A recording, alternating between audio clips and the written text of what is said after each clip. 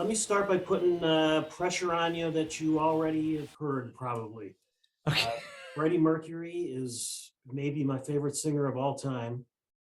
And here you're being asked to do an entire show of his stuff. Yeah. How do you Yeah. prove to people you're the man for it? Well, let me start by saying there's only one Freddie. Mhm. And also, I don't pretend to be Freddie or tend to mimic him in any way.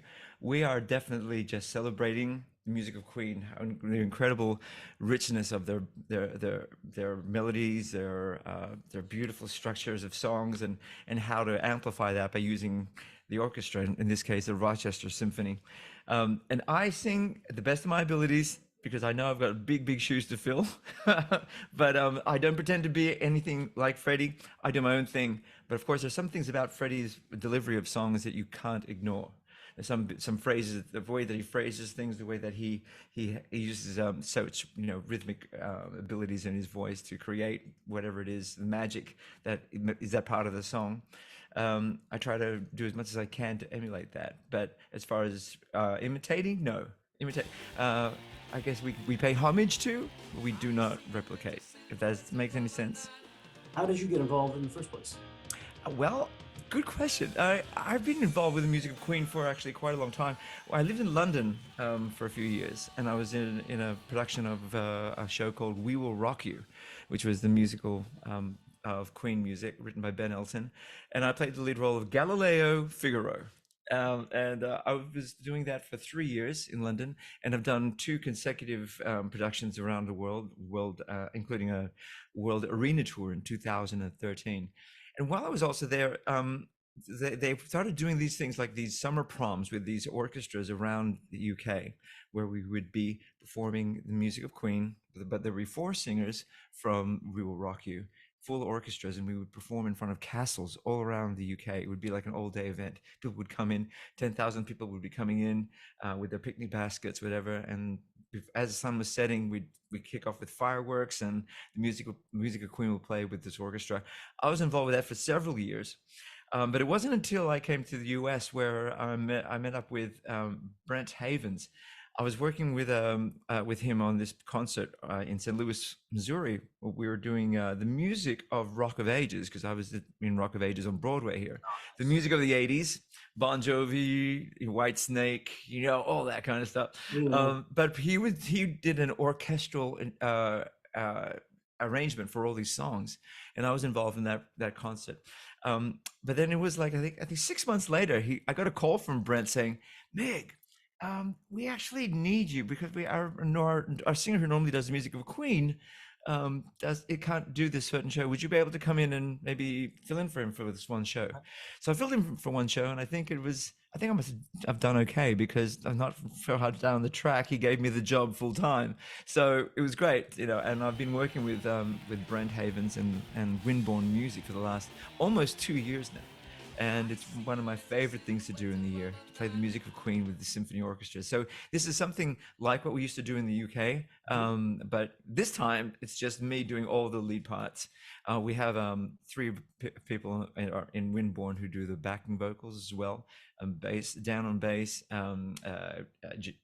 Justin Avery on keys, and of course we've got George Cintron on guitar. They also sing beautifully, and they do the harmonies. So with the orchestra, it just becomes just this cacophony of beautiful music, of some of the greatest rock anthems ever written. Yeah.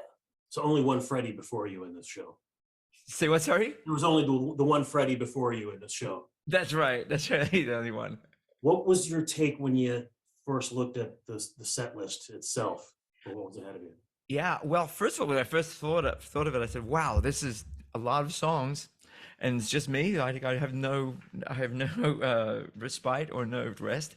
And it's the kind of thing like, okay, well, I just have to build my vocal stamina up, because that's the kind of thing that, if you do every day, you build this kind of like show stamina. It's kind of like, well, once every few weeks we'll do this, and you've got to deliver. So immediately I thought, okay, well, this is a very daunting task, but a task I'm willing to accept. Mission not impossible, but mission difficult, but I choose to accept it. And second of all, there are also some tracks which I really didn't know, because we do the obvious ones as Sure. well. You know, Bohemian Rhapsody, of course. We do, you know, Somebody to Love. We do Another One Bites the Dust. We Are the Champions. We Will Rock You. But there are some deep cuts which I hadn't really known. And me being a huge lover of Queen music, I was surprised that I didn't know Melancholy Blues that well, or you know, Stone Cold Crazy. I kind of knew, but it was like to have that included in the set with everything else. Um, it was like, wow, okay, we're doing some real deep cuts.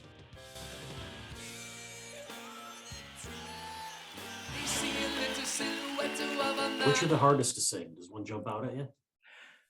There is one. There is one that I find, okay, every time we do this, I take a deep breath, and here we go. And that is The Show Must Go On, Mm. because it's always up there. And just when you think you've sung the highest possible bit, it goes higher and higher, and it all stays up there. And it's like, it's really quite exposed. The vocals are really quite exposed initially. And even in that song, it's really powerful. And if you don't hit it right, it falls flat. And it's such a beautiful song.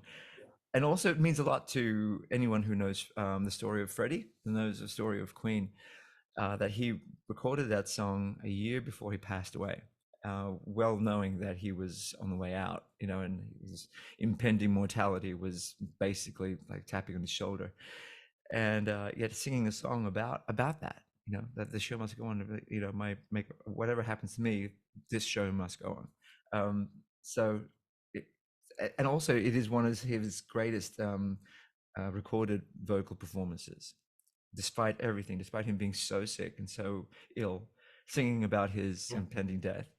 It is my favorite Queen song for the very reason you mentioned, There you go. about what he was up against. And What is up against? And yet he came up to the party and like to the plate and hit a home run. Like literally, it's breathtaking what he does. yeah, So to get that song right, for me, that's my biggest. Here we go. Please don't fail me now. That's the kind of thing.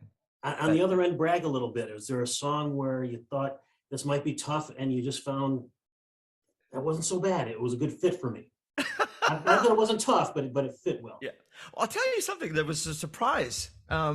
Melancholy Blues is, again, I mentioned this one before, but it's kind of thing like, I don't really know the song. And it's, if you hear it, it's the most bizarre Queen song. It's so far beyond all their other songs. It's kind of like if Freddie Mercury was Marlene Dietrich in this cabaret bar in the depths of a Berlin club in the 1930s.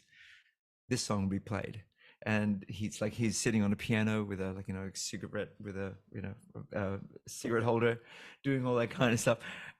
And I thought, it's not really me, but let me see what I can do with it. And I actually, I play with it. It's a really beautiful song to play with, and it takes you to places where I never thought I was going to be. So that one surprises me, and I think we do that one quite well. When do you get to town and start working with the RPO? How's that? Well, this is the thing. It's on this Friday Yeah. at 8 p.m. At Kodak Hall. We are coming in on Thursday night, and we have a 2-hour rehearsal with them. So this is how good the Rochester Symphony Yeah. is. We come in, we do a sound check in the morning, and then we have like a 2-hour window where we try to just basically top and tail the charts. The Rochester Symphony Orchestra will be basically reading the charts as we're playing, but you know, they've had the charts, so they've probably been practicing by themselves. Mhm. But we alone with them, we have a 2-hour window just before we do the concert. They just did it a couple weeks ago with Stuart Copeland of the Police. Oh wow! And it was the same answer, and that blew my mind. Yeah, it blows my mind every time we work with orchestras who have to do that. Like, seriously, here's the music, and you're on tonight. It blows my mind. I can read music. You know, I play music. I'm a piano player as well. But to sight read that well, to play it in performance on the day that you get the charts, you know, that's a real skill. And the Rochester Symphony is world-class orchestra, and so we're really excited to go and play with them.